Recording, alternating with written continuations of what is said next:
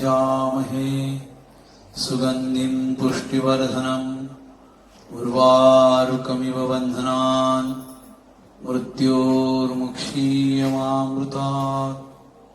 Social distance ठेवा. तू या खुर्ची बसवीस कपाटापाशी, कपाटाला टेकून.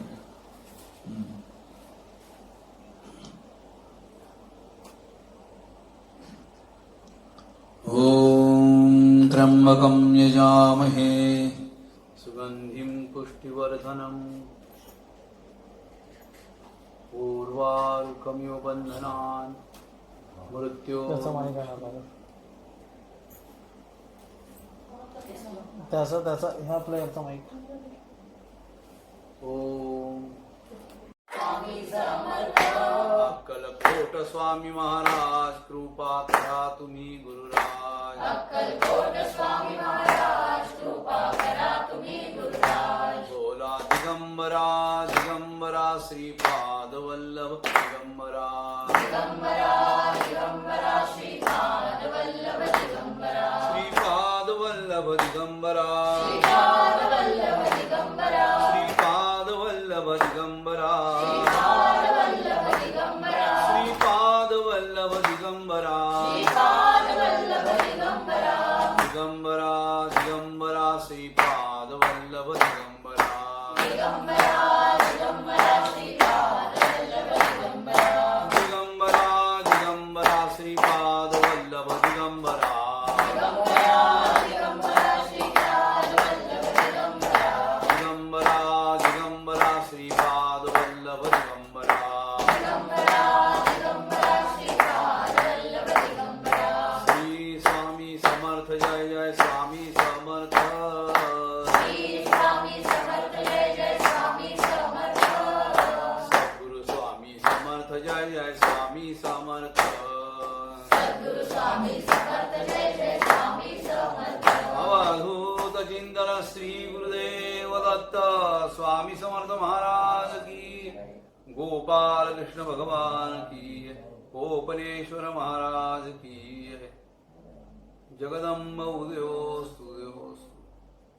आज अक्षय तृतीया आहे आणि अक्षय तृतीयेच्या निमित्तानं आपण नेहमी एकत्र येतो दरवर्षी. अक्षय तृतीया हा उत्सव ठाण्यामध्ये चंदनवाडीमध्ये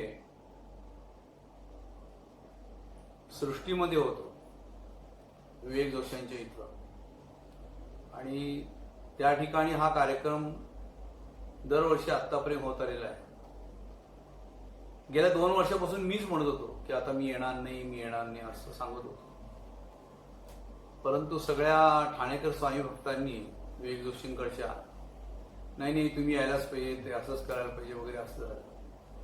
आणि माझं ते बोलणं त्यावेळेचं होतं ते खरं ठरलं की गेले 2 वर्ष मला काही नैसर्गिक आपत्तीमुळे जाता येत नाही. अर्थातच गेल्या वर्षी मी एक प्रयत्न केला की महाराजांच्या समोर बसून बसल्या बसल्या या नवीन तांत्रिक योजनेचा मी लाभ घेतला. आणि नवीन तांत्रिक योजना म्हणजे काय, तर हा जो मोबाईल काढलेला आहे तर याला दूरभाष्य म्हणतात. आणि दूरचित्रवाणी ही हा दूरभाष आपल्याला एका माध्यमाच्या साह्याने, ब्लूटूथ म्हणतात, त्या साह्याने आपल्याला दूरदर्शनवर दूरचित्रवाणीवर पाहता येतो. तर यासाठी माझा हा एक प्रयोग केला मी की गेल्या वेळेला मी अशा प्रकारचा, याला व्हॉइस मेसेज म्हणतात, दूरभाष हा मी करून दिलेला होता. आणि तो असा चंकमध्ये करून दिला होता, एक 3 मिनिटं, 5 मिनिटं, 2 मिनिटं, की जेणेकरून तो इथनं लवकर जाईल आणि तो सगळा एकत्र करून सगळ्यांना पाहता येईल. आज मला या निमित्तानं प्रस्तावनेच्या वेळेला प्रश्न विचारलाय की या महामारीच्या मुळे सगळ्यांच्या आनंदात साजरा होणारा अक्षय तृतीयेचा कार्यक्रम होणार नाही, तर हे चूक आहे. पहिल्यांदा मी खोडून टाकतो. एक लक्षात ठेवा, आपला जन्म फक्त मिळून, सगळा मिळून आपलं करिअर जे आहे आणि आपण करिअरमध्ये जे काही करतो तर ते डोक्यानं पाणी 18 ते 45 हे आपलं करिअर आहे. कमीत कमी 25 ते 45. त्यामुळे 20 वर्षाच्या करिअरसाठी हौसेला मोल नाहीये. पहिल्या दिवशी आपण ज्यावेळेला कामावर लागतो, नोकरी करतो, तेव्हा पहिला व्यवसाय सुरुवात करतो आणि तिथून जी आपण कमाई सुरुवात करतो तर वयाच्या 45 वर्षी कमाई किती असते याचा कधी आपण अभ्यास केलेला नाहीये. मला असं वाटतं कमाईच्या 10% आपण दान करावं असं शास्त्र आहे. लबाडी केली असेल तर 30%, डोक्यावर पाणी केलं असेल लबाडीचं तर 40% सांगितलेलं आहे आणि टोपीच घातली असेल तर 50% सांगितलेलं आहे. आता हे सगळ्यांना काही ज्ञात आहे, पण कलियुगामुळे जो तो स्वतःला लपवतो आणि मी किती हुशार हे सांगतो. तद्वत हा प्रकार आहे. आता हा मला विचारलेला प्रश्न की तंत्रज्ञानाच्या माध्यमातून आपण मार्ग काढलाय, पण प्रश्न उरतो एक की व्यास महर्षींनी महाभारत वगैरे लिहिलं वगैरे सगळं ठीक आहे. आता हे लिहिलं आणि त्याचा अभ्यास किंवा त्याचं लिखाण हे अक्षय तृतीयेपासून सुरू आहे आणि ह्या दिवशी आपली गंगा मैया सुद्धा अवतीर्ण झाली पृथ्वीवर अशी एक कथा आहे. तर ती अव्याहत वाहत आहे वगैरे सगळं, हे सगळं मान्य आहे. पण प्रश्न असा आहे की अशी काय चूक झाली की कार्यक्रमाची आपल्याला याची दी याची डोळा ही संधी मिळत नाहीये. हे काही नाहीये, याची दी याची डोळा वगैरे काही नाहीये. दर 100 वर्षांनी पृथ्वीवर ही आपत्ती ठरलेली आहे.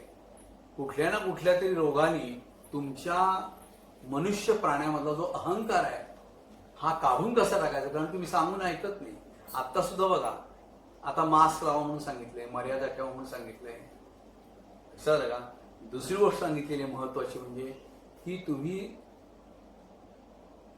स्वतःला स्वच्छ ठेवा सतत. आणि तिसरी गोष्ट सांगितलेली आहे की तुम्ही विशिष्ट अंतर ठेवून सगळं कार्य करा. आम्ही हे काही पाळले का आतापर्यंत? हा महामारीचा प्रश्न येण्यापूर्वी आपण कसे वागत होतो? लोकलमध्ये आपण सांगून ऐकत होतो का? लोकलमध्ये सीट बसण्याचे किती दिलेले आहे, स्टँडिंग वरच्या कड्या किती दिलेल्या आहेत, आपण तेवढ्याच कड्यांना घेऊन तेवढेच लोक आपण बसतो का? आपण ऐकतो का? नाही ऐकत. म्हणजे लोकलमध्ये समजा एका लोकलच्या डब्याची जर क्षमता ही जर 100 लोकांची असेल तर तुम्ही 200 लोक का बसताय? पहिली गोष्ट तुम्हीच नियम मोडताय. तुम्हालाच तुमची जबाबदारी कळत नाही. मला सांगा, ज्या रिक्षामध्ये 3 पॅसेंजर सांगितलेले आहेत, मग 3 पॅसेंजरचे तुम्ही 5 आणि 10 पॅसेंजर का बसवता? तो रिक्षावाला जो चालवतो त्याच्या शेजारी कोणाला बसवायचं नाहीये, 2-2 लोक बसवतो तुम्ही. त्या रिक्षाची ती जी एक आरपीएम किंवा एक जी क्षमता आहे ती क्षमता सांगितली की एवढ्यावरच हे चालेल. त्याचं आयुष्य तुम्ही कमी करताय. याप्रमाणे जर विचार केला तर मला असं वाटतं की याची देही याची डोळा हे तुम्हाला जे घेता येत नाही हे पहिल्यांदा चूक आहे. तुम्ही काय कमवलंय याचा विचार करा. त्यातलं 10% वर्षातून एकदा बाजूला काढा आणि काही नाही, प्रशस्त एक ग्राउंड घ्या ना, जीपी ग्राउंड घ्या, दादोजी कोंडदेव ग्राउंड घ्या आणि सगळ्यांना सोशल डिस्टन्सवर बसवा आणि प्रत्येकाला मास्क लावा आणि सगळीकडे खूप छानपैकी तुमचे संध्याकाळचे थंड हवा मिळावी म्हणून कूलर्स लावा. जर तुमच्या विवाह काळाच्या वेळेला तुम्ही पैसा उडवता तर तुम्हाला या पुण्य क्षेत्राच्या वेळेला किंवा पुण्य कार्यक्रमाच्या वेळेला खर्च करायला काय कोणी नाही सांगितलेलं आहे. आणि तुम्ही जर मास्क लावलात आणि तुम्ही जर स्वतःची मर्यादा ठेवली आणि तुम्ही जर स्वच्छता ठेवली आणि प्रत्येक वेळा 10-10 मिनिटांनी किंवा अर्ध्या तासांनी जरा आपण या कार्यक्रमातच जरा आपण इंटरव्हल ठेवला, मध्यंतर ठेवला आणि पुन्हा हातपाय धुतले आणि पुन्हा बसलो, काय प्रश्न आहे? काहीच प्रश्न नाही. काय होतं अरेंज करायला? 20 वर्षाच्या करिअर मधला पैसा कुठे घेऊन जायचा आहे? सिकंदर सुद्धा घेऊन गेलेलं नाहीये. मग तुमची काटकसर का इथं? पण तुमची सगळीकडेच काटकसर आहे. नियम तुमच्याप्रमाणे तुम्हाला हवे. तुम्हाला जसं वागायचंय ना तसं सगळ्यांनी हो म्हणावं. सगळे म्हणजे कोण? सरकार म्हणजे आपणच. म्हणजे आपण एकमेकाला चोर बनवतोय नकळत. तूही असंच कर, मी असंच करतो. आपण सिग्नलचे नियम पाळूच नये. तूही पाळू नको, मी पाळत नाही. मी पण तिरका जातो, तूही तिरका जा. आणि मग पाठीमागून मुलगी पडली आणि तिच्यावर ट्रक गेला की मग दुःख मानायचं कोणावर? ढकलायचं कोणावर? तो रोड ट्रान्सपोर्ट, मग तिथलं वाहन, मग तो वाहनचा आरटीओ, मग त्यांच्या सगळं ढकलायचं की हे लक्ष देत नव्हते, इथे नेमका पोलीस नव्हता. चुका तुमच्या आणि ढकलायचं दुसऱ्यावर. दुसऱ्याला वाईटपणा देणं हे तर ठरलेलंच आहे. अक्षय्य तृतीयेला असं सांगितलेलं नाहीये. अक्षय्य तृतीयेला सांगितले की आचरण, तुमची वागणूक ही तुम्ही कशाला धरून चाला. सप्तशती सारख्या महान ग्रंथामध्ये असं लिहिलेलं आहे. कसं लिहिलेलं आहे? एतद अनुशासनम एवं अनुशासितव्यम एवं उपासितव्यम. एतद अनुशासन, अनुशासनचा अर्थ काय? अनुशासन म्हणजे सरकार. तुम्हाला ज्या शासनाने जे नियम घालून दिलेत, अनु म्हणजे प्रेमाने, तर ते नियम तुम्ही प्रेमाने पाळले पाहिजे. एतद अनुशासनम एवं अनुशासन, ऐकत नसलात अनुशासितव्यम, तुमच्याकडून ते करून घेणं भाग पडेल शासनाला. तुम्ही तेही ऐकत नाही. एवं उपासितव्यम, तुम्हाला स्वतःची उपासना कळत नाही. आपण आपल्या जीवाची जोपासना करत असताना आपण हे नियम पाळले पाहिजे. आपण आकारण गाडी चालवताना तिरकी काढायची, सिग्नल द्यायचाच नाही, पटकन बोळात निघून जायचं सदाशिव पेठेत, नाही का? चुकीचं आहे. कारंजाला तिरकं जायचं, ठाणे पाखाडीच्या इथनं वळायचं, ताराबाई पार्कमधनं मध्ये बाहेर पडायचं, राम मारुती रोड मधले हॉटेलच्या इथनं बाहेर पडायचं पटकन तळापळीला. विचार करायचं इकडनं गाडी येते. एतद अनुशासनम एवं अनुशासितव्यम एवं उपासित, तुमचा जीव सांभाळणे तुमची उपासना आहे स्वतःची. ह्या उपासना किंवा ह्या सगळ्या गोष्टी म्हणजे देवदेव नाही, लक्षात घ्या. तुम्ही तुम्हाला स्वतःला स्वच्छ ठेवा, शुद्ध ठेवा. तुम्ही स्वतःच्या मर्यादा पाळा आणि तुम्ही स्वतःचं अंतर स्वतःच ठरवा किती ठेवायचं. आता नियम असा सांगितलेला आहे आरटीओने की प्रत्येक गाडी कुठेही गाडी चालवते ती 30 फूट अंतर पाहिजे एका कारपासून दुसऱ्या गाडीपर्यंत. आम्ही 30 फूट अंतर ठेवतो का? आता मी तरी 2.5 महिने ट्रेनिंग घेतलं आणि मगच मला आरटीओने ते काय गाडी चालवायचं लायसन्स दिलं. तर मला त्यावेळेला माझ्याकडनं 8चा आकडा काढून घेतला गाडी चालवताना की 8 तुम्हाला गाडी काढता येते का. आणि मला हेही सांगितलं की 2 गाडीमधलं अंतर किती असतं विचारा प्रश्न. त्यावेळी मी तो अभ्यास केला होता. त्याचा अभ्यास आहे, त्याचा एक सिलेबस आहे, त्याचा एक लेसन प्लॅन आहे, त्याचं एक डेमॉन्स्ट्रेशन आहे, त्याचं एक मॉडेल हे रिपोर्ट आहे. हे सगळं करावं लागतं. तुम्ही काहीच करत नाहीये. तुम्ही सगळे नियम धाब्यावर बसून गपचूप मागच्या दारांनी लायसन्स घेणार आणि गाडीचा ऍक्सिडेंट झाल्यानंतर ऍक्सिलेटर दाबला का ब्रेक दाबला तुम्हालाच माहित नाहीये. आणि तुम्हीच विचारताय हा ऍक्सिलेटर आहे का हा ब्रेक आहे, आणि चुकून तुम्ही ऍक्सिलेटर दाबलाय तर गाडी ठोकेल नाही तर काय करेल. तर लक्षात घ्या, हा जो पहिला प्रश्न आहे हा मी खोडून काढतो. हा काही खोडसाळपणा नाहीये. हे याची देही याची डोळा वगैरे आनंद वगैरे घेता येत नाही, काही नाही. जरा खिस्सा खाली करा, मोठा हॉल घ्या, 2 हॉल एसीची घ्या आणि सुंदर प्रशस्त ठेवा. आणि प्रत्येकामध्ये काही नाही जास्त एक दुरी का अंतर म्हणजे एक वाव. हे बघा हा एक बोट आहे ना, इथपासून इथपर्यंत एवढ्या अंतरावर दुसरा माणूस बसू दे, काही कोणी तुम्हाला ऑब्जेक्शन घ्यायला येत नाही. हा कार्यक्रम धार्मिक नाहीच आहे आपला. आपण सगळे या गोष्टीवर एक विचार विनिमय करायला बसलेलो आहे. वर्षातनं एकदा आपली काय चूक होतीये ही आपण तपासायला बसलेलो आहे. आपण आत्मसंशोधन किंवा अंतर्मुख होऊन आपण आपला विचार करतोय की मला काय करायचंय.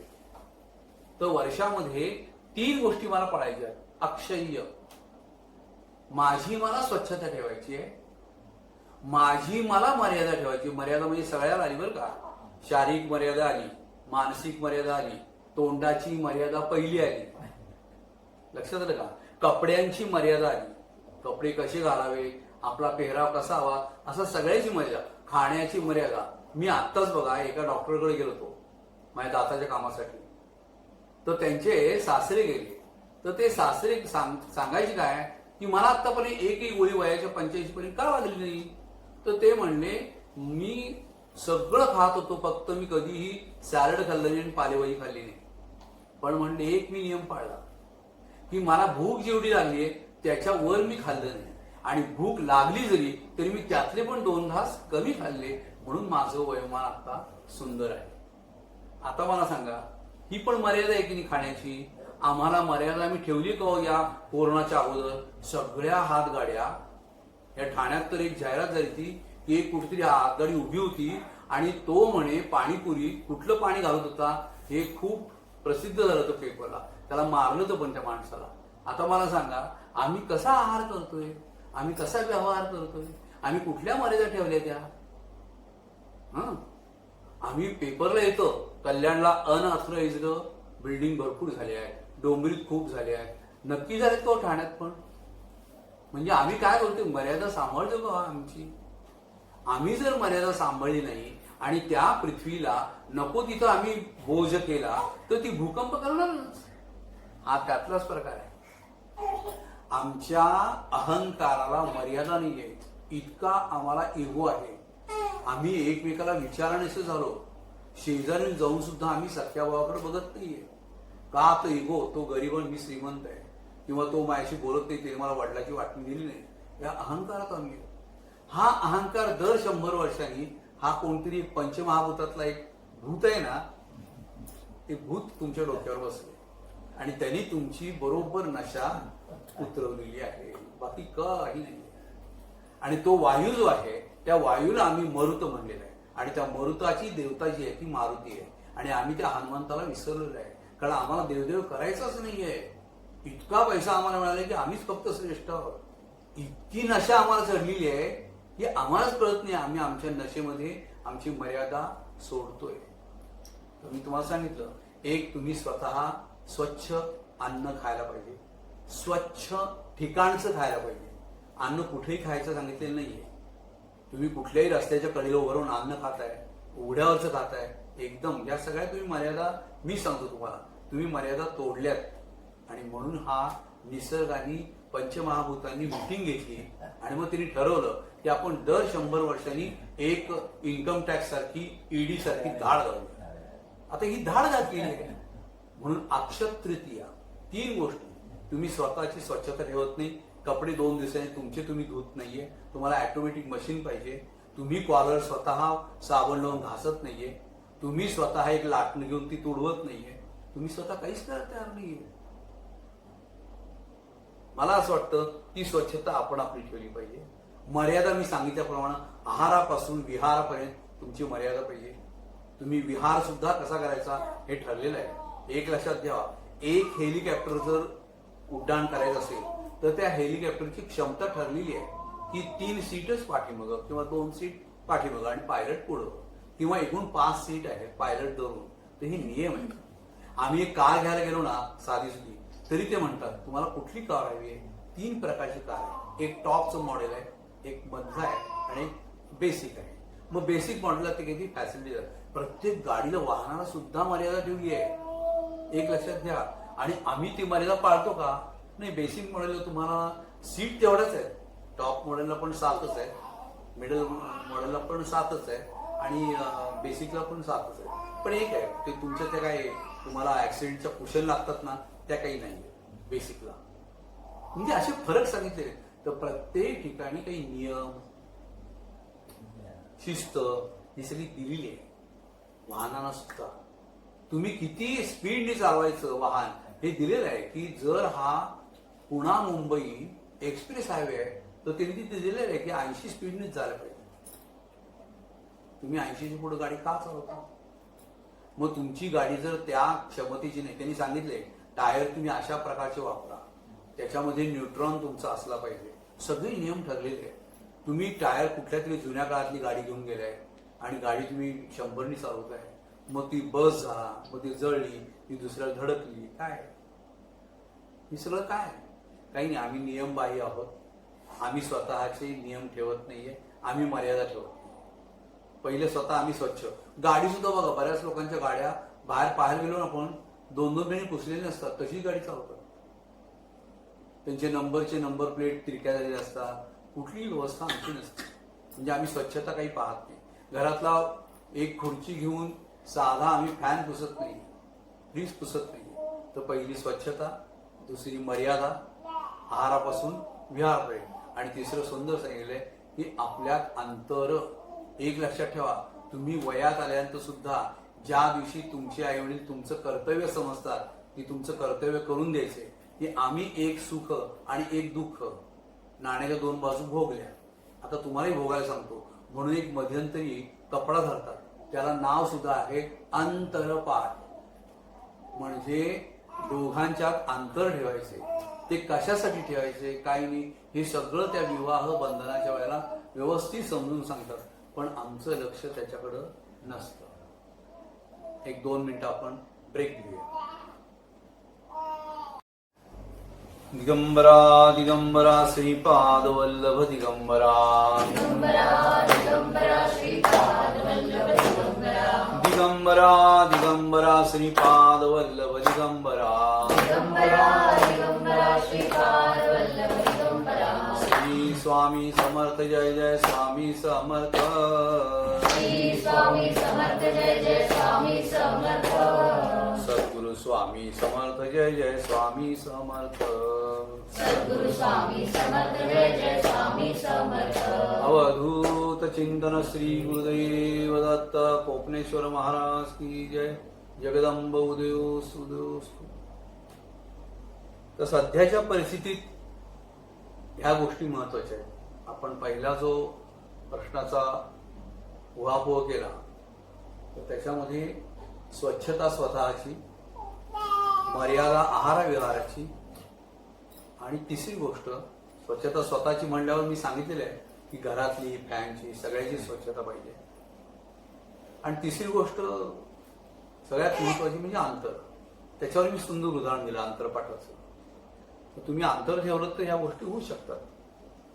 आता मला सांगितलं असतं कोणी तर मी सांगतो, मी स्पष्ट जाहीरपणे सांगतो या व्हिडिओ किंवा या प्रवचनाद्वारे की लॉकडाऊन सुरू झालं जेव्हापासून, अगदी 2019-20 पासून केव्हा व्हायचं ते, मला वाटतं 22 मार्च 2020 ला सुरू झालं.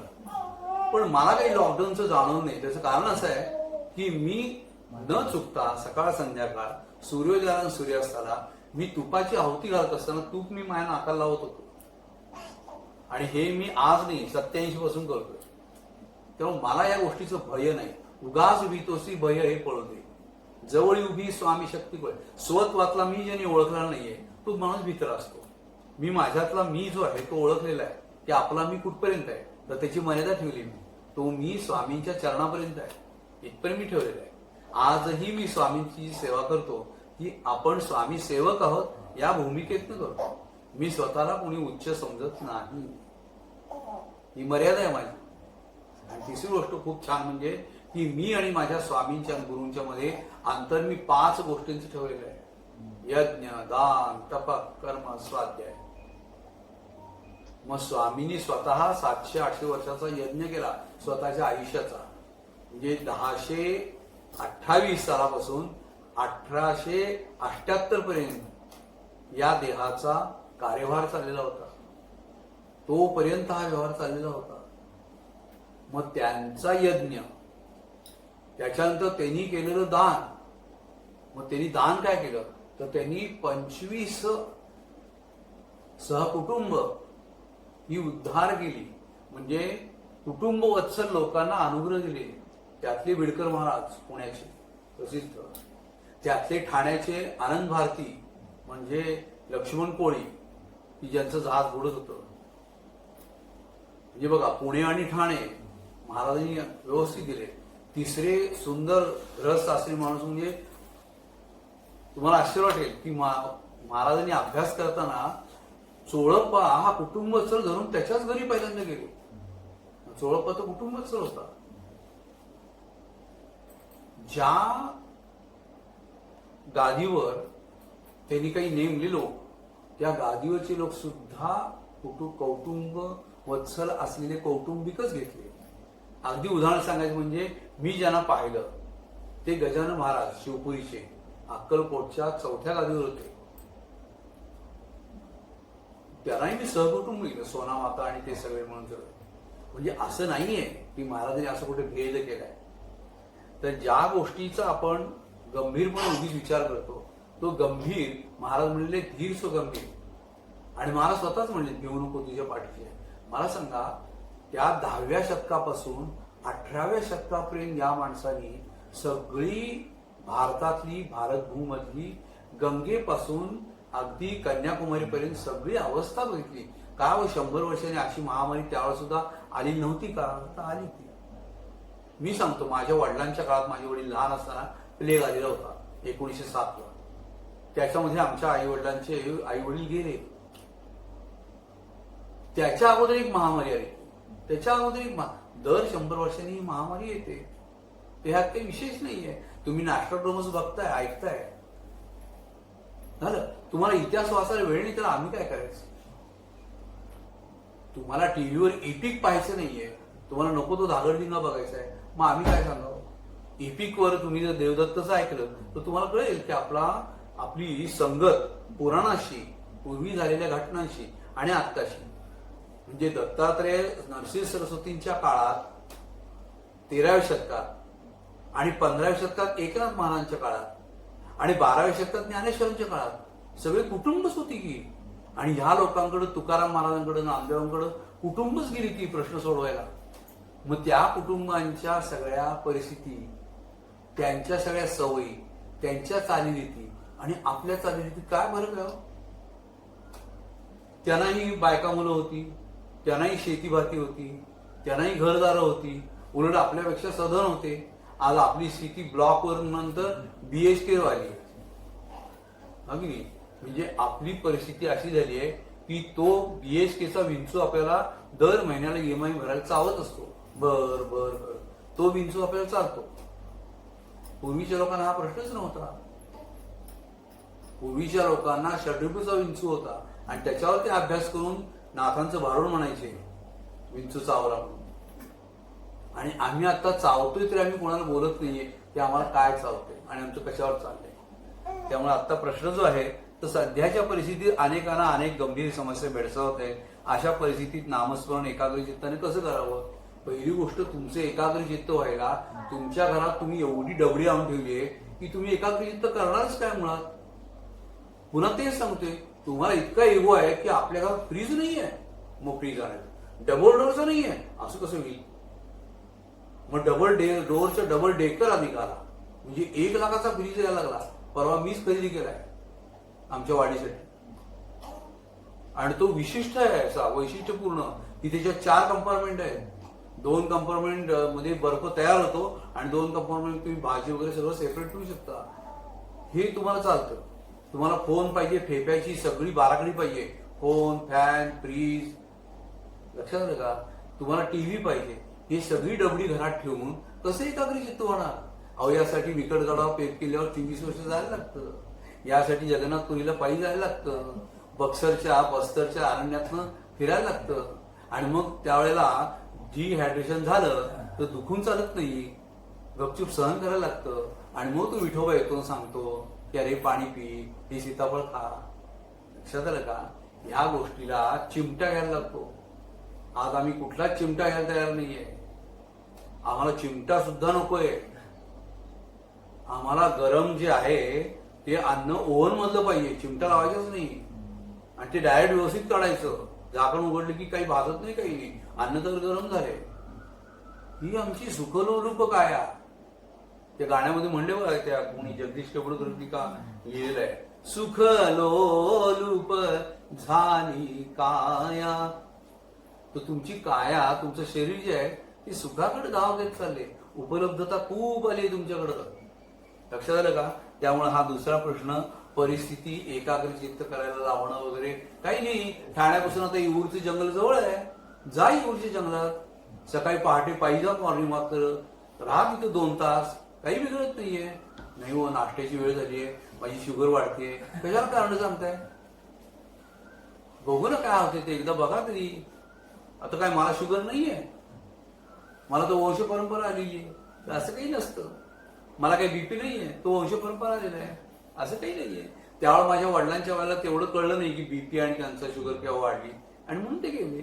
आता मला कळते, मी नियंत्रण ठेवले, मी मर्यादा ठेवली, मी त्याच्यावर संपूर्ण व्यवस्थित अंतर ठेवले. मी सगळं बघतोय की गोळ्यांच्या तर आपल्यात अंतर किती आहे, गोळ्या घेण्याच्या वेळेतलं अंतर किती आहे, हे सगळं मी पाहतोय. माझी जबाबदारी मी घेतोय. त्यामुळे मला वाटतं हा दुसरा प्रश्न जो आहे, तर नामस्मरण एकाग्र चित्ताने कसं करावं, ते एकाग्र चित्त करायला घरातल्या सगळ्या वस्तू पहिले बंद करा. घरातली एक 10 बाय 10ची रूम अशी करा की ज्या ठिकाणी देवारा असावा. देव आणि आरा म्हणजे मी समजतो काटा. तुमच्या देहातला काटा काढायला तुम्ही अशा रूम मध्ये बसा, अशा खोलीत बसा की ज्या ठिकाणी फक्त कोणी नाहीये. ईशान्य कोपऱ्यात कोणी नाहीये, तिथं तुम्ही एकटे बसा आणि तुम्हीच तुम्हाला विचारा की मला गादी फोमची का पाहिजे, बॉक्स टेपच का पाहिजे? आणि ती सुद्धा कुर्लॉनची नॉर्लॉनचीच का पाहिजे? त्या कंपनीचीच पाहिजे. कुर्लॉनची नसेल तर नको मग मला. आता मला सांगा, हे मी शब्द घेतले तर काय ऍड होणार आहे का? ती कंपनी मला काही काय बोनस देणार आहे नेऊन? काहीच नाही. मी हजारदा सांगतो की तुम्ही कितीही क्रिकेट मॅच पहा, तुम्हाला गांगुली काय तेंडुलकर काय त्यांच्या खिशातले पैसे पाठवून मनी ऑर्डर करणार नाही. काही कारण माझी मॅच बघा, कोणी काही करत नाही. तुम्हाला कधी फोन आला का फोन? मी काय ती नवीन नटी ते माधुरी दीक्षित बोलते, माझा पिक्चर बघा आणि मी तुम्हाला पेमेंट पाठवते 700 रुपये तिकीट, असं म्हणली का ती? तुम्हाला कुणी सांगितलंय? अहो मी सांगतो तुम्हाला, माझं एवढं करिअर गेलं, माझं एवढं आयुष्य गेलं. मी माझी ज्या वेळेला ध्येय, माझी सिद्धता, माझं साध्य, माझं पक्ष मला जेव्हा मांडायचं होतं, मला संकल्प, तर मी या गोष्टींचा विचार केला नाही. ही बाजूची डबडी ही विज्ञानाने निर्माण केलेली सुखलोलूप माया आहे. मला याच्याशी काही देणे घेणंच नाहीये. याच्यामुळे माझी काही प्रगती होणार नाही. प्रगती कशामुळे होणार आहे? तर त्या विज्ञानातलं काही ज्ञान मला मिळत असेल. तुम्हाला मी एक सत्य गोष्ट सांगू या गोष्टीवर.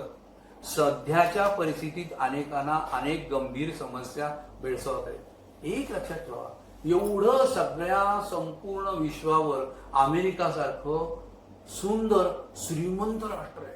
श्रीमंत, तोडच नाही त्या राष्ट्राला. 1972 नंतर या श्रीमंत राष्ट्राने एकदा तरी चंद्रावर जाण्याचा प्रयत्न केलाय का मला सांगा? चाल त्याला अभ्यास तुम्ही. आमच्या गुरुमार्गमध्ये आमच्या गुरुंनी सांगितले, अभ्यास करायचं, ऑब्झर्वेशन निरीक्षण करायचं, परीक्षण करायचं आणि समीक्षण करायचं. आम्हाला गुरुंनी हे शिकवलंय की निरीक्षण, परीक्षण, समीक्षण या तिन्हींचा अभ्यास कर आणि मग बोल. तुम्ही आतापर्यंतचे 18 पुराण वाचलीत का? षटशास्त्र वाचलीत का? मीमांसा वाचलीत का? 28 उपनिषद वाचलीत का? 4 वेद वाचलीत का? समजून घेतले का? मग तुम्हाला प्रश्न विचारायचा अधिकार नाहीये. एकाग्र चित्त होणं वगैरे किंवा ते आमची याची देही याची डोळा वगैरे आम्ही पाहिलं नाही, काही नाही. याची देही याची डोळा जर संजय धृतराष्ट्राला सांगू शकतो तर सुमंत स्वामीने सांगू शकतो, आणि स्वामी सुमंताला सांगतात, आणि सुमंत तुम्हाला सांगतो. आणि माझ्याकडनं 121 दिवस रोज एक पक्वान्न, रोजचा एक मेनू, असा 121 दिवस आयुत रुद्रासारखा महायाग या लॉकडाऊन मध्ये, या कोरोनाच्या परिस्थितीत परिपूर्ण आणि व्यवस्थित सोशल डिस्टन्स मर्यादा, आणि तुम्हाला आश्चर्य वाटेल प्रत्येकाची गोमूत्राची आंघोळ होती. मला चॅलेंज द्यायचं तुम्हाला की माझा तो 121 दिवसाचा काळ काढा. त्यावेळेला माझ्याकडं माझ्यापासून 5-5, 10-10 किलोमीटर असलेले माझे पोलीस बंधू आणि भगिनी, त्यांना विचारा. मी माझ्या स्वतःच्या गाडीतनं जाऊन त्यांना मी लापशीचा खिरीचा प्रसाद देत होतो, तुपात तळलेला आणि ड्रायफ्रुट्स घातलेला. आणि त्यांना इतकं सुखद वाटायचं आणि मला एवढा आनंद वाटायचा की मग माझ्या पोलीस बंधूंना, भगिनींना मी हा प्रसाद देतोय. त्यांना माहित होतं की माझं जे केंद्र आहे ते कसलं आहे. तर मी सांगितले, माझं रिलिजियन्स स्पिरिच्युअल सेंटर आहे. मी आध्यात्मिक संशोधन करतोय. मी थोडंच असं म्हणले की तिथं देवदेव आहे आणि अंधश्रद्धा वगैरे काहीच नाहीये. मी छान अन्न शिजवलं आणि त्या लॉकडाऊनच्या आणि या अशा विशिष्ट काळामध्ये या माझ्या यंत्रणेला, जी माझे संरक्षण करतायत, त्या यंत्रणेपर्यंत मी पोस्ट करणं माझं काम होतं. तर त्याचा मी अवडंबर पेपरला देणं, पत्रकारांना गाठलं असलं मी काही केलं नाही.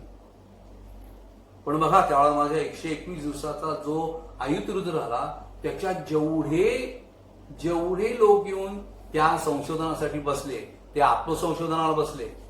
त्यांनी प्राकृतिक संशोधन केलं, त्यांनी नैसर्गिक संशोधन केलं. मी सांगितलेलं शिबिर पार पाडलं. मी वेळेत ज्या सांगत होतो त्या वेळेला ते त्या शिबिराला तिथं डेमॉन्स्ट्रेशनसाठी बसायचे. मी लेसन प्लॅन द्यायचो.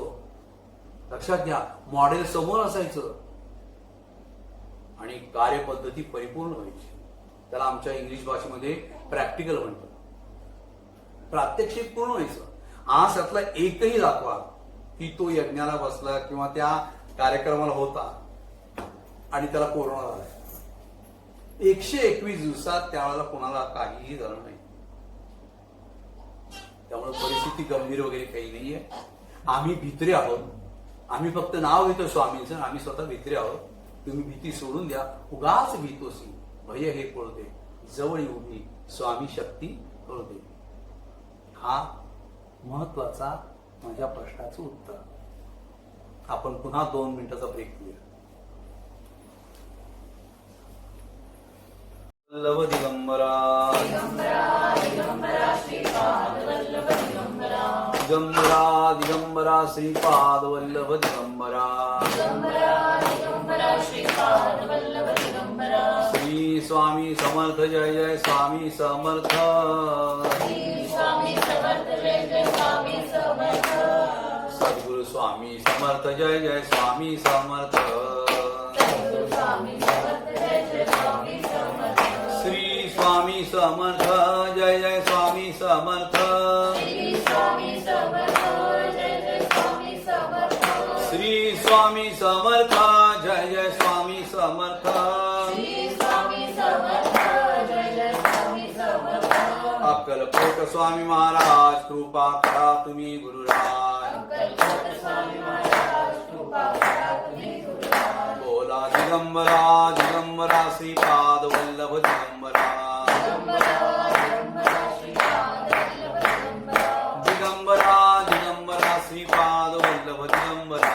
दिगंबरा श्रीपाद वल्लभ दिगंबरा दिगंबरा दिगंबरा श्रीपाद वल्लभ दिगंबरा. दिगंबरा श्रीपाद वल्लभ दिगंबरा अवधूत चिंतन श्री गुरुदेव दत्त गोपाल कृष्ण भगवान की जय. कोकणेश्वर महाराज की जय. जगदंबा देव सुदेव. तेव्हा नामस्मरण आता बघा, आम्ही इथं बसलो ईशान्य कोपऱ्यात आहोत. ईशान्य कोपऱ्यात आम्ही कुठलंही असं लावलेलं नाहीये की जे आम्हाला फार त्रास देते, एकाग्र व्हायला आम्हाला डिस्टर्ब करते, असं काहीच केलेलं नाही.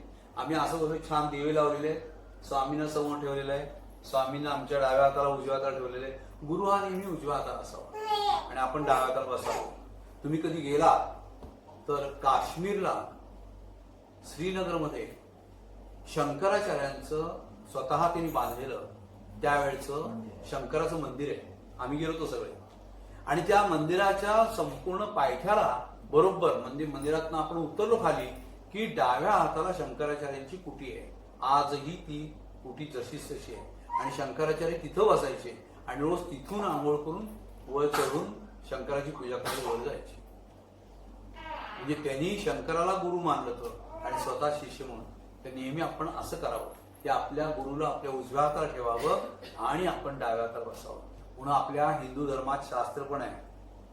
काय शास्त्र आहे तर देवाला उजव्या बाजूला ठेवावं, मंदिराला उजव्या बाजूला ठेवावं आणि डाव्या बाजूनी त्याला प्रदक्षिणा घालायचं शास्त्र आहे. आता ही प्रदक्षिणा म्हणजे काय होती, काही नाही, इव्हिनिंग वॉक आणि मॉर्निंग वॉक. एकदा सकाळी जायचं आणि एकदा ती संध्याकाळी देवाला जाऊन यायचं. म्हणजे तेवढं चालणं घरातून व्हायचं आपोआप. लक्षात आलं का? पण त्यासाठी कुठल्या हायवेला जायचं आणि मी ऍक्सिडेंट झाला म्हणून रडत बसायचं असलं काही करायचं नाही. मॉर्निंग वॉकला गेले ते गाडी धडक मारली असं झालं, काही नाही, असं काही प्रश्न येत नाही. देवळात कोण धडक मारायला येते, काही संबंध नाही. त्यामुळे आपल्याला आपण बदललं पाहिजे. मागच्या वर्षीपासून अनेक ठिकाणी नाम जप स्तोत्र पारायण इत्यादी गोष्टी सुरू आहेत. त्याचा फारसा प्रभाव ही परिस्थिती सुधारण्यासाठी का होत नाही असा प्रश्न आहे. मी तुम्हाला आत्ताच पहिल्या प्रश्नाच्या वेळेस सांगितलं की माझ्याकडं 2020च्या 22 मार्च पासून आतापर्यंत एक अतिरुद्र झाला, एक आयुतरुद्र झाला आणि पुन्हा एक अतिरुद्र झाला. आणि या दरम्यान सकाळ दुपार संध्याकाळ 3 त्रिकाळ आरती पूजा म्हणजे माझी उपासना, माझं आत्मसंशोधन, माझं अंतरसंशोधन आणि माझं स्वतःचं संशोधन हे सगळं चालू होतं. देवदेव चालू नव्हता. मी फुलं गोळा करून देवावर पाणी घालून दर तगडी ओढ खाली गार पाणी ठेवर असं काहीही करत नव्हतो. पण माझं अव्याहत ते चालू होतं. मला कुठंही कसल्याही परिस्थितीचा त्रास झाला नाही. तुम्हाला आश्चर्य वाटेल, या काळामध्ये मी 26 वेळेला शनी 12वा आहे हा विश्वास ठेवला. कारण माझ्या डोळ्या देखत माझ्या जन्माच्या वेळेला माझ्या आईनं सूर्य चंद्र आणि नवग्रह पाहिलेले होते. लक्षात घ्या, ते नवग्रह आकाशात आहेत. आणि माझा गुरु सांगतो अधांतरीचा गोळा. आता पृथ्वी ही अधांतरी आहे, याला कुठला आधार आहे? काहीच नाहीये. मग अशी नवग्रह अधांतरीच आहे. या अधांतरीतल्या नवग्रहातला एक शनी हा आहे. त्याला आमच्या पूर्वजांनी सूर्याचा पुत्र म्हणलेला आहे. पण बाप लेखाचं वाकडं तेव्हापासून आहे, ते आता पण आहे बघा. अजून एकुलता एक मुलगा असला तरी बाप लेखाचं वाकडं आहे. तसं सूर्याचं आणि शनीचं वाकडं आहे. तो शनी आता 12वा आहे, त्याला कोदंड शनी असं म्हणतात. आणि तो 2022च्या डिसेंबर पर्यंत आहे. आणि तोपर्यंत तो सगळ्यांची पोट खोलणार, सगळी न्याय देवता उभी करणार आणि तो सगळ्यांची काय म्हणतात त्याला पितळ उघडं पाडणार. तो बऱ्या बऱ्यांची वाट लावणार. मला सुद्धा सोडणार नाही, लक्षात घ्या. मला सुद्धा सोडलं नाही. सगळ्या गोष्टी होतात. तो कुणालाही सोडत नाही. अशी ती शनी न्यायाधीश देवता आहे आणि तिला आपण प्रमाण मानलं पाहिजे. त्यासाठी तुम्हाला आश्चर्य वाटेल, लॉकडाऊन असलं तरी मी व्यवस्थित लॉकडाऊनचे सगळे नियम पाळून मी 21 ते 26 वेळेला शनी शिंगणापूरला जाऊन आलो. आणि तुम्हाला आश्चर्य वाटेल, त्याच काळात मी न चुकता दर शनिवारी आणि रोज मंगळवारी संध्याकाळी मी रुईच्या पानांची माळ ही संशोधन करून त्या शनी देवतेला, त्या काळ्या शेळेला वाहिली. मला काही त्रास झाला नाही. माझी बरी परिस्थिती बिघडली. उलट माझं अर्धवट राहिलेलं घर पूर्ण झालं. आता मी त्याच घरात आहे. तिथूनच मी सगळं सांगतोय. मला कुठलाच त्रास झाला नाही. या परिस्थितीचा जो तुम्हाला प्रभाव म्हणताय, हा प्रभाव माझ्या तर वाडीत खूप दिसतो, समर्थवाडी. उलट मी आता विकडगडाव पेट किल्ल्यावर पुढची विस्तारित डेव्हलपमेंट करायला आहे. पुढं माझी तिथे एक उपासना चालली आहे. माझा तिथे एक चेला आहे आणि तो दत्तमाला मंत्राचं अनुष्ठान सुरू केले त्यांनी. त्याचा स्वतःचा रोजचा जप 1500 असतो आणि 40,000चं आमचं दोघांचं ठरलंय. आणि आम्हाला ते दत्त माला मंत्राचं यज्ञ हवन सगळं संशोधन करायचंय की त्या शुद्ध हवेत कसं होते. तुम्हाला आश्चर्य वाटेल, माझे गुडघे वगैरे दुखत होते, पण मी गेला 1-2 महिने गडावर राहिल्यावर माझं सगळं गुडघे दुखणं वगैरे सगळं बंद झालं. शुद्ध हवेत घेऊन गेलो मी. आणि मी आहार अगदी मर्यादित ठेवला. तुम्हाला आश्चर्य वाटेल, मी फक्त वाटीभर उपमा खायचो, वाटीभर पोहे खायचो आणि एकदम संध्याकाळी किंवा दुपारी एखादं संत्र किंवा मोसंब खायचो. आणि संध्याकाळी 5:30च्या आत 2 घास मी खाऊन घ्यायचो. ते 2 घास पण कसे, थोडं फरसाण, त्याच्यामध्ये थोडंसं कोशिंबीर वगैरे असं घालून खायचो. आम्ही त्याला कुचुंबर म्हणतो, कोशिंबीर म्हणतो. म्हणजे काय करायचं, टॅमॅटो चिरायचा, सॅलड चिरायचं आणि ते सगळं त्या फरसाणात टाकायचं आणि खायचं. एवढंच आहार घ्यायचा. मग मी आहाराची मर्यादा ठेवली. मी माझ्या सगळ्या बरोबरच्या लोकांच्या मध्ये अंतर ठेवलं. म्हणजे मी झोपायला एकटा झोपायचो अख्ख्या एरियात. तिथं माझ्या भोवती 25 फुटात कोण झोपायचं नाही, कारण मला आवडत नाही म्हणून. म्हणजे मी सोशल डिस्टन्स पण ठेवला. मला काही झालेलं नाहीये, उलट माझी परिस्थिती चांगली आहे आता. त्यामुळं मागच्या वर्षापासून अनेक ठिकाणी नाम जप, हे अनेक ठिकाणी काय चाललंय याच्याबद्दल मला बोलायचा अधिकार नाहीये. हा ज्याच्या आवडंबर आणि परिस्थितीचा आणि पद्धतीचा प्रश्न आहे. कुणाला काय करायचं हा ज्याचा प्रश्न आहे. पण मी एक सांगतो की नाम जप, स्तोत्र आणि पारायण हे आरडाओरड करून जमत नाही. ह्या सगळ्या गोष्टी सुप्तावस्थेत जाऊन कराव्या लागतात. जसा नाग किंवा सर्प हा जसा 6 महिने सुप्तावस्थेत असतो, एक बेडूक हा जसा सुप्तावस्थेत जातो, तसं तुम्ही स्वतः सुप्तावस्थेत जायचं. तुम्ही काय करताय हे लोकांना सांगायचं नाही. तुम्हाला स्वप्न काय पडले सांगायचं नाही. तुम्हाला काय अनुभव आलाय तुम्ही सांगायचं नाही. तुमची उपासनेच्या संशोधनाला आपणच आपण लावलेल्या शोधाला नाव ठेवताय.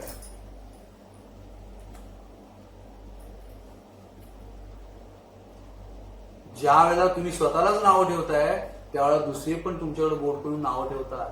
आणि आपल्या सगळ्यात वाईट गोष्ट काय, तर आपल्या हिंदू तत्वामध्ये, मी हिंदूला धर्म पण म्हणत नाही, हिंदू ही एक सिस्टम आहे. घरातल्या घरात एकमेकांना नाव ठेवतो. आम्ही ठरवलेले लेसन्स आणि जे आहेत त्या पद्धतीने सांगतो की आम्ही आमच्याच आणलेल्या गोष्टींना, आम्ही आमच्याच खरेदी करून आणलेल्या गोष्टींना घरातल्या घरात एकमेकांना नाव ठेवतो. तू हे बरोबर नाही सोफा आणलास, तू हा रेडिओ बरोबर आणलेला नाही. आम्ही सुरुवात केली. आमच्याच घरातल्या एका व्यक्तीने आणलेल्यावर आम्ही आक्षेप घेतोय. आम्ही स्वातंत्र्य मिळवलं. स्वातंत्र्य मिळवल्यानंतर आम्ही गपचूप सुखाने खावं केली. आम्ही एकमेकाला पुन्हा एकमेकाला दिवसण्यासाठी आम्ही विरोधक उभे केले. विरोधक उभे राहत नव्हते तरी आम्ही डमी केल्या. बघा, आम्ही डमी पक्ष उभा केले आणि डमी पक्षच पुन्हा प्रतिगामी पक्ष झाले आणि आम्ही सगळे एकमेकात आता भांडतच आहोत. त्या काळात संस्था नव्हती, स्वातंत्र्यपूर्व काळात. आता काय झालेलं आहे, आता सगळे प्रत्येक जो ज्या भागाचा नेता उभा राहतोय तो संस्थानिकच होतोय आणि आम्ही एकमेकाशी काही कारण नसताना तत्व एकच आहे की आम्ही भारतीय आहोत, तत्व एकच आहोत की आम्ही स्वतंत्र आहोत, तत्व एकच आहे की आम्ही सगळे एकाच जाती पगाडीचे असून एका मातीतले आहोत. 18 पगड जातीचे असून आम्ही एका मातीतले आहोत, भारत भूमधले आहोत. म्हणलं आम्ही वाद घालता कामाच नाही, आम्ही एक्सेप्टच केलं पाहिजे. ही वस्तू आणली बरोबर आहे, हे राफेल आणले हे विमान छान आहे, हे जहाज आणले हे खूप छान आहे, आमचे तिन्ही समुद्र अप्रतिम आहे, आम्ही ते स्वच्छ ठेवण्याचा प्रयत्न करू, हे आम्ही ठरवलं पाहिजे. आम्ही आम्हालाच नावं ठेवतोय आणि यामुळे काय होते की आम्ही एकमेकाला नावं ठेवून ते नाम घेतलं चुकीचं आहे, हा यज्ञ केला चुकीचा आहे, हा जप केला चुकीचा आहे. तुम्हाला कुणी सांगितले सांगायला? तुम्ही जे करताय ना, उदाहरण सांगतो की शास्त्र थोडक्यात, याच्यात काही माझा काय म्हणतात त्याला अश्लील किंवा असा भाव नाहीये. प्रत्येक जण लग्न करतो, मग प्रत्येक लग्न केलेलं जोडपं दुसऱ्या जोडप्याला सांगून येतं का हो की आता मला मुलगा होणार आहे म्हणून, आता मला मूल होणार आहे असं सांगतं का? घरातलं कोणी असं काही गोष्टी खाजगी ह्या सांगायला लागतात का? त्या नॅचरल आहेत, सगळ्यांना माहिती आहे. लग्न केलं म्हणजे आता मूल होणार, लग्न केलं म्हणजे आता घर घेणार, घर घेणार म्हणजे थोडं कर्ज काढणार, त्या गोष्टी माहितीच आहे. म्हणून म्हण पडली ना, घरोघरी मातीच्या चुली.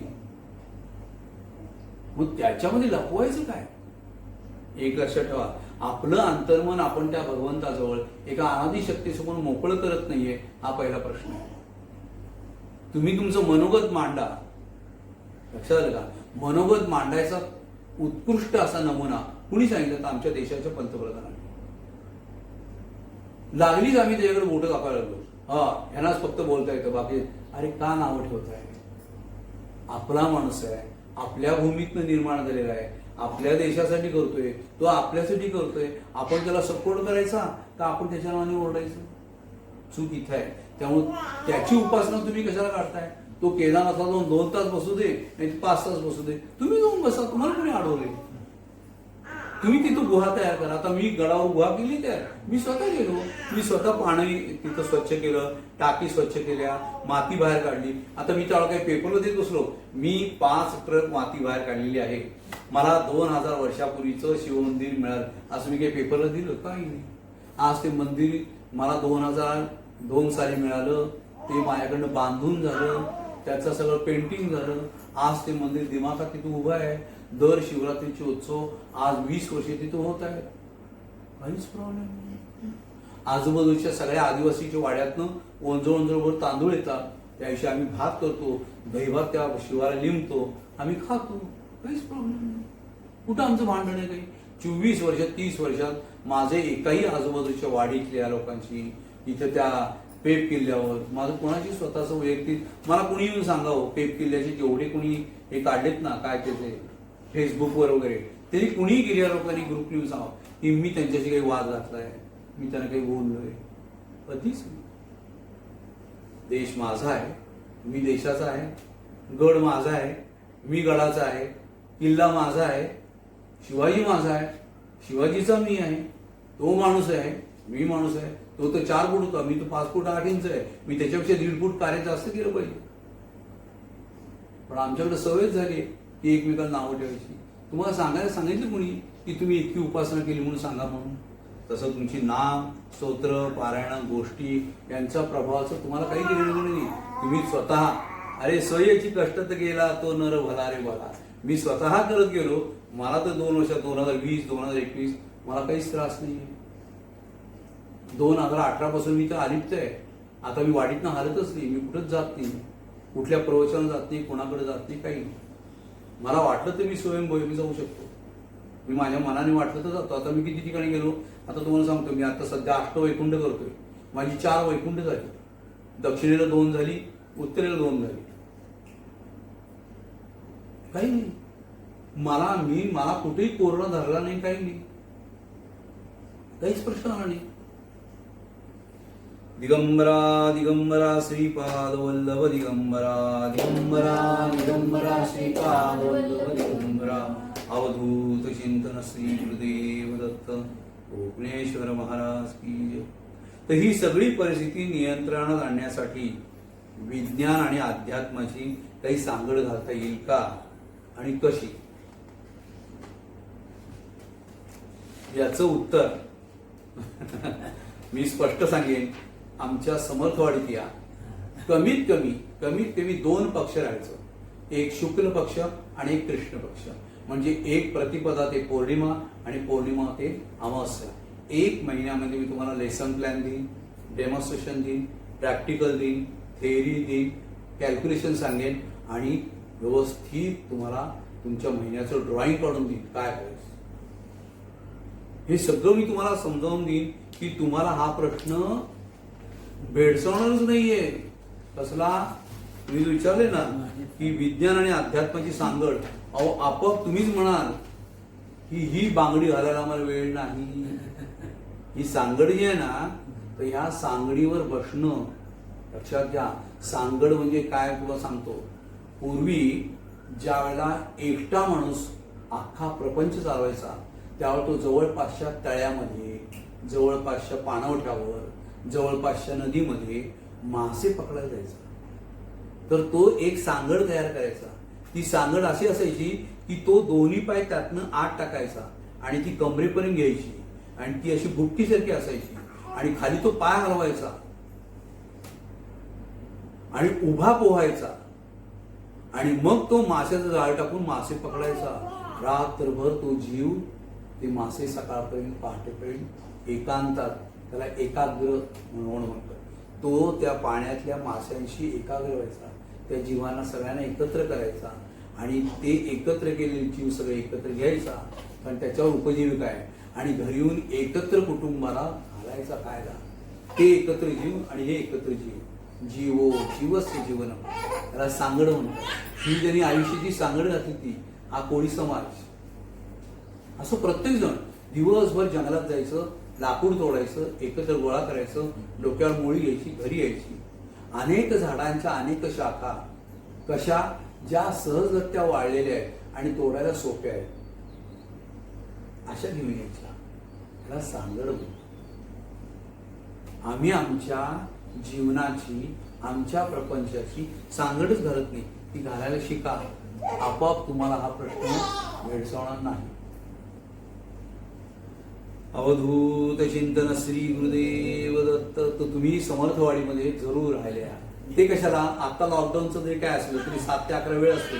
सकाळी मोटरसायकलवर बसा किंवा एकटे निघा बाहेर, टप्प्याटप्प्याने रिक्षा करा आणि तुम्ही पेटकिल्ल्यावर येऊ शकता. 134च्या क्रॉसिंगला तिथून तुम्हाला चालत ट्रॅकवरून येता येतं आणि मी एकटा जातो तर तुम्हाला काय प्रॉब्लेम. तुम्ही एकटे या. मी सांगत नाही माझं वय काय, माझा अहमपणा, मी जातो तो तुम्हाला काय होते वगैरे काही नाही. हा त्याचा प्रश्न आहे. म्हणजे तुम्हाला हा प्रश्न उद्भवणारच नाही. ह्या सगळ्याच परिणामांना सामोरं जात असताना आपल्याला काय शिकायचं, आपल्याला स्वयंशिस्त शिकायची आहे. स्वतः मेल्याशिवाय स्वर्ग दिसते. स्वतः आपण सगळं केलं पाहिजे. तुम्ही एक काम करा, आता तुम्हाला ही परिस्थिती गंभीर वाटते ना, तुमचे कपडे तुम्ही धुवा, तुमचं ताट तुम्ही धुवा उचल. मला लहानपणी शिकवलं होतं आमच्या घरामध्ये. आम्हाला आठवते आम्ही वयाच्या 26 वयापर्यंत आमचं स्वतःच ताट जेवलेलं स्वतः धुत होतो. आम्हाला घरात शिस्त होती. आपलं जेवलेलं ताट आपण उचलायचं, आईला बोजा टाकायचा नाही. त्यामुळे आमचं ताट आम्ही धुत होतो, अंथरूण आमचं आम्ही घालत होतो. दर आठवड्याला कपडे आमचे आम्ही धुत होतो. आईला आम्ही कपडे देत नव्हतो. जशी मुंज झाली तसं आमच्याकडे सांगितलं, आता नाही कपडे तुमचे तुम्ही धुवायचे. ही स्वयंशिस्त आहे. ही जर आपण लावून घेतली आपल्याला, लक्षात घ्या, आपले बूट आपण पॉलिश करायचे, आपले मोजे आपण धुवायचे, टाकायचे ना ऑर्डर द्यायचं नाहीये. तुम्ही तुमचं सेवा तुम्ही करा. तुमच्या या सगळ्या परिणामाला सामोरं जात असताना तुम्हाला हे शिकायचे की सगळं आपलं आपण केलं पाहिजे. तुम्ही स्वयंभू व्हा. मी स्वतः स्वयंभू आहे. आता सुद्धा बघा, मला हे कार्य आहे, मला हे कार्य करायचे. मी यांना बांधिलकी दिलेली आहे, मी यांना शब्द दिलेला आहे, मी यांना यावेळचं आयुष्य देऊन टाकले की आयुष्यभर तुझ्याशीच प्रेम करेन, अफेअर तुझ्याशीच, लफडं तुझ्याशीच, तुझ्यासाठीच मरेन, तुझ्या सगळ्या शब्द त्याच घेतले. तर मी त्यांच्यासाठी नाही म्हणलेलं नाहीये. मी कार्य करायला बसलेलो आहे. अगदी तशीच तयारी केली आहे जशी ठाण्यामध्ये माझी सगळ्या जामाने म्हणत होतात तसंच. तसाच बसलोय. मी अजिबात म्हणत नाही मला गरम होते उकडते, अजिबात मी कुरकुर करत नाहीये. मी अजिबात म्हणलेलं नाही की मला पाणी दिलेलं नाहीये, पाणी थोडंच आहे, ते थंडच नाहीये, ते मग असं नाहीये, तसं काही नाहीये. जे असेल ते सगळं आपण स्वयंभूवेचन करायचं. वातावरणातील निराशा हताशपणे जाऊन सगळं काही पूर्वपदावर येण्यासाठी किती काळ जाईल? काही नाही. हा प्रत्येक 100 वर्षांनी 10 वर्षाचा काळ येतो. माझ्या अनुभवाप्रमाणे मी तुम्हाला स्पष्ट सांगतो, 2020ला हा रोग सुरू झालेला नाहीये. हा झाला रोग 2019ला, कोविड-19 म्हणलेला आहे. मी तुम्हाला सांगतो याचा परिणाम 2029 पर्यंत आहे. तुम्ही विश्वास ठेवा न ठेवा, परिणाम. पण हा संपेल केव्हा? तर आता शनी 12वा 2022ला डिसेंबरमध्ये संपतोय, तेव्हा हा प्रश्न संपेल. त्यावेळेला हा प्रश्न जवळजवळ 90% सुटेल. पण याचा परिणामात्मक ज्या घटना आहेत त्या मात्र तुम्हाला 5-6 वर्ष अजून भोगाव्या लागतील. त्याला आमच्याकडं पनवती म्हणतात. म्हणजे शनीची 7:30 नंतर पनवती असते. तर ह्या पनवत्या तुम्हाला राहणार, तर तो तुम्हाला 5-6 वर्ष त्रास देणार. त्याच्यात मी सुटणार नाही. मी आत्ताच सांगते, याच्या मी पण बळी आहे, नाही असं नाही आहे. कारण माझं वय, माझी परिस्थिती, मला क्षमता माझ्या शहराची, तर मी खूप कष्ट केले. त्यामुळे मी पण आता विचार करतोय की आपण दमलोय, अमुक तमुक. म्हणजे माझ्या स्वतःची तयारी झाली. माझा आत्मा मला एक्सेप्ट करतोय का देहाला? देह जड आहे, आत्म्याला तर तो पेलवत नाहीये. ज्या वेळेला जड देह आत्म्याला पेलवत नाहीये आणि आत्म्याला कळून चुकतं की हे मॉडेल आता रिटायर्ड झाले, तेव्हा तो आत्मा चेंज होतो. आपण गाडी बदलतो. गाडीची गॅरंटी किती दिली आहे? 6 महिने. तरी आपण गाडी किती वापरतो? 9 वर्ष, 10 वर्ष. मी तर 3.5 वर्षच वापरतो, कारण मी टेक्निकल पर्सन आहे. 3.5 वर्षानंतर मी गाडी कुठल्या कधी विकूनच टाकतो आणि मी दुसरी गाडी घेतो. तशी ही गाडी बदलायची आहे, कार्य तर चालूच ठेवायचे. मी तुम्हाला एक गॅरंटी देऊन सांगतो, मी ही गाडी बदलली, हा देह बदलला, तरी मी कार्य हेच करणार आहे. यावेळेला फक्त मी काय केले, सगळं कुटुंब घेऊन बसलोय. पुढल्या वेळेला मी कुटुंब न घेता बसणार आहे. पण मी संन्यास नाही घेणार, मी एकटाच राहणार. एकला चलो रे, एकला चलो रे, रवींद्रनाथ टागोरांच्या सांगण्याप्रमाणे. तर वातावरणातली निराशा, हताशपणा, हे सगळे विचार हे तुमची स्वतःची संकुचित वृत्ती आहे म्हणून जाणवतं. ज्यांनी हे प्रश्न विचारले ते तुम्ही सगळे सामान्य थरातले लोक आहात. त्यामुळे तुमची क्षमता तेवढीच विचार करण्याची आहे. आणि त्या भयाने तुम्ही गीतेतला हा श्लोक म्हणत नाहीये. मी मध्यंतरी मेसेज मी दिला होता, अभयम सत्व संसिद्धे. तुम्ही स्वतःचं सत्व शोधा, अभय व्हा. ज्ञान योगे व्यवस्थिशील. ज्ञानाचं योग घ्या. अर्जुनाला ज्ञान कृष्णानं सांगितलं, ते 18 दिवस सांगितलं, 18 अध्यायात सांगितलं. तुम्ही तसं ते भगवद्गीता वाचायला घ्या. तुम्ही स्वतःला, मी मध्यंतरी एक मेसेज दिला होता, स्वतः तुम्ही सतत उद्योगशील, बिझी राहा. काही तुम्हाला होत नाही. तुम्ही आता मोकळे आहात आणि तुम्ही फक्त हाच विचार करत असताय, आता कसं होणार, मग आपण पण जाणार वाटतं, हा रोग आता आपल्याकडून. तुम्ही बोलत तर आमंत्रण केल्यावर तो येणारच रोग करा. पण तुम्ही इतकी बिझी आहे की त्यालाच वेळ नाहीये. तो तिथून येऊन भरायला तुमच्या शेजारी, पण तो तुम्हाला टच करणार नाही. कारण का, तर तुम्हालाच वेळ नाही तर एक्सेप्ट करायला. आता काय झालंय, तुम्ही त्याचाच विचार करताय. पहिली गोष्ट लक्षात द्या, तुम्हाला जे दुखणं असतं ना, त्या दुखण्यावर तुमचं लक्ष कॉन्सन्ट्रेट होतं. मग तुम्हाला कळतं, माझा ना गुडघा दुखतोय, माझा ना दात दुखतोय, माझा ना कान दुखतोय. You are concentrate on that. तिथल्या फील्डवर तुम्ही आहात. तुम्ही पहिले डोक्यातनं काढूच टाका.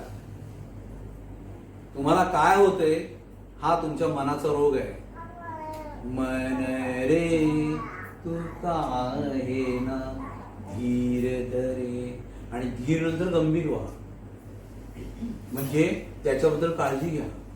तुम्ही त्रास करून घेऊ नका. म्हणजे निराशा वगैरे काही येत नाही. आणि तुम्हाला निराशा आयुष्य वाटत असेल तर मी सुंदर सांगतो, गुरुमार्गमध्ये आमच्या गुरुगीता नावाचा सुंदर अध्याय आहे. दत्तात्रयांच्या गुरुचरित्रात गुरुगीता म्हणून एक अध्याय आहे, वाचा ना. काही तुम्हाला डिप्रेशन येत नाही, तुम्हाला काही इंजेक्शन घ्यायला लागत नाही. तुम्ही वाचा ते, मी तुम्हाला कळेल. त्यात एक भजन आहे बघा, मीच केला सर्व पसारा मोह मायेचा, मोह मायेचा. कुणी सांगितलं तर ते मार्ग मी, म्हणजे मीच त्याग केलाय चांगल्या मार्गाचा आणि नको ते मार्ग मी डोक्यात घेऊन बसलोय. तुला कुणी सांगितलं करायला? सर्व माझे चुकले, सर्व माझे चुकले, सर्व माझे चुकले, दत्ता सर्व माझे चुकले. तर याप्रमाणे आज आपण अक्षय तृतीयेनिमित्त ह्या सगळ्या प्रश्नांचा उहापोह केला. मी तुमच्याशी छान बोललो असं मला वाटतं. हा माझा विचार झाला, तुमचा विचार काही असो. पण अक्षय तृतीया 14 मे 2021 आपण याप्रमाणे साजरी केलेली आहे. सर्वांनी उगाच भीतोसी भय हे पळू दे, जवळी उभी पळू दे, जवळी उभी स्वामी शक्ती कळू दे. अनन्या चिंतयन्तो मा ये जना पर्युपासते तेषा विक्ता युक्ता योगक्षेम वा. तो आपला योगक्षेम व्हायला असा विठोबासारखा ठिया म्हणून उभा आहे. तुम्ही काहीच काळजी करू नका, तुम्हाला काही होत नाही. फक्त तुम्ही एक काम करा, काय हे जे विचारले ना ह्याचाच विचार करू नका. की एकाग्र कसं व्हायचं, नामस्मरण काही करू नका. तुम्ही फक्त व्यग्र राहा, तुमच्या मग्न राहा कामात. तुम्ही जे काही रोजचं करता ना त्याच्यात मग्न राहा. उलट लावून घ्या, अजून कपाट पुसायला सुरुवात करा, फ्रीज पुसायला सुरुवात करा, फॅन पुसायला सुरुवात करा, धूळ पडलेली काढा. कुणाला एकमेकाला ओरडू नका. ओरडायचं असेल तर दिवसभर ओरडा तरी, ते तरी काम करा. म्हणजे यू आर बिझी, तुम्ही कशात तरी मग्न राहा. जर सिरियल बघायचं असेल सिरियल बघा, टोमणे मारायचे असेल सिरियल मध्ये बघून तर सुनेला सासऱ्याला टोमणे मारा, पण बिझी राहा. मी तुम्हाला हा प्रश्न येणारच नाही की कोरोना बाहेर चाललाय म्हणून. तुम्ही घर सोडूच नका. घरामध्ये तुम्हाला मुबलक सरकारने अशा काही फॅसिलिटी दिल्या आहेत की तुम्हाला सह्याद्री चित्रवाणीवरून खूप काही वेगवेगळी नाट्यसंगीत, वेगवेगळे कार्यक्रम, शास्त्रोक्त गायन, वेगवेगळ्या मैफिली, जुन्या मैफिली, जुन्या आठवणी, इतर वेगवेगळ्या चांगल्या कलाकारांच्या 64 कला आहेत, त्या सगळ्यांचं सुंदर समीक्षण आणि निरीक्षण आपल्याला करता येते. तुम्ही त्यात वेगळ्या कशाला या गोष्टीचा विचार करताय? 2022 हा त्रास आहे. आणि जमलं तर मी सांगतो, माझा अभ्यास, माझं संशोधन न चुकता रोज 7 पानांची माळ जा बरं त्या शनीला झाला. त्याच रुईच्या फुलांची माळ शंकराला झाला. पाणी घाला वगैरे म्हणलेली नाही हा, मी माळ घाला म्हणले. लग्नात एकदा माळ घालताना बायकोला, नवऱ्याला त्याची माळ घाला ना त्याला, अशी माळ घाला. हे संशोधन आहे माझं. जर एकदा हार घालून आयुष्यभर 30 वर्ष सांभाळायचं तर रोज हार घातल्यानंतर तो जी काही शक्ती आहे ती आपल्याला सांभाळेल ना. तुम्ही असं करा, रोज शनीला, मारुतीला रोज जात जा, तेल वा, दिवा बिवा लावा, त्याला एक हार घाला. बघा काही होत नाही, सगळं सुखरूपच आहे. आणि मग काय होईल? निज रूप दाखवा हो, हरिदर्शनास या हो. तुम्हाला आपोआप निजरूप दिसेल, हरीचं दर्शन होईल, स्वामी तुम्हाला साक्षात भेटतील, सगळं होईल. तेव्हा आपल्या या अक्षय तृतीयाला सगळ्यांना शुभकामना, शुभचिंतन करून, शुभेच्छा देऊन हा उत्सव आपण सुंदर पार पाडलाय. निश्चिंत व्हा, निश्चयी व्हा, ध्येयात्मक व्हा, सिद्धता करा आणि खूप छान व्यग्र राहा, मग्न राहा. फालतू गोष्टींचा विचार करत बसू नका. शुभम भवतु. शुभ संध्या.